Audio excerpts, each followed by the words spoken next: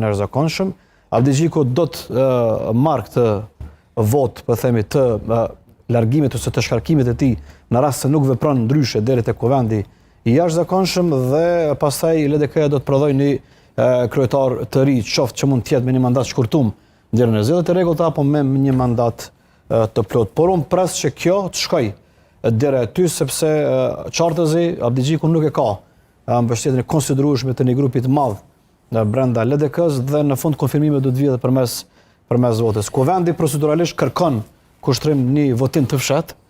Pra, unë nuk pres që anëtarësia ose kuvendi, anëtarët e kuvendit të LDK-s të veprojnë ndryshe, pra të japin në shkrim edhe në fund në votim të fshehtë votojnë ndryshe dhe po flas edhe logjika praktike, por edhe politike nuk më qet ndryshe rezultatin pos shkarkimit të Abdigjikut dhe zgjedhjen e strukturave të reja. Thash edhe një herë në rast se Abdigjiku nuk vepron ndryshe para se ky kuvend i jashtëzakonshëm mbahet. Matoshi, çka do të thotë 150 nënshkrime